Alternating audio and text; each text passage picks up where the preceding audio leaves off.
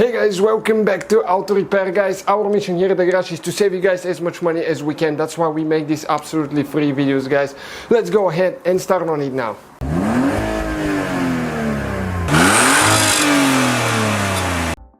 Hey guys, welcome back to the channel, guys. Today we're working on the Land Rover Discovery and we got an engine light on. You know, we did an engine replacement on that thing and we actually have a problem now. Engine light is on. Let me show you when I start the vehicle and it sounds like it's misfiring. So we're going to diagnose and see what the problem is today. Okay, you can see engine light on.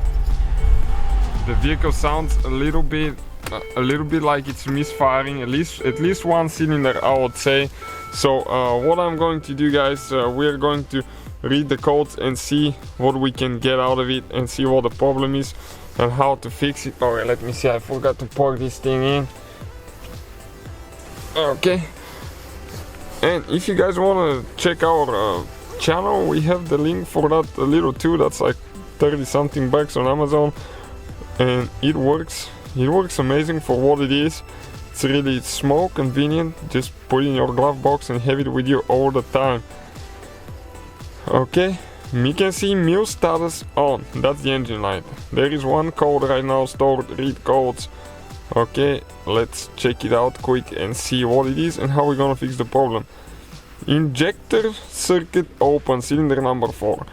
So in our case we either have a bad injector on the new motor or we didn't plug it in all the way. It says fix about 12 bucks for parts. Those are the injectors, guys. Right here you can see, and this is the connection right here. So we either didn't put one on all the way or one of them is bad, so we're going to replace it now, see if it's gonna fix the problem and let you know what it is, guys. Thank you for watching us. Alright guys, we took everything apart. Intake is almost out of there. We have the video on our channel if you need it.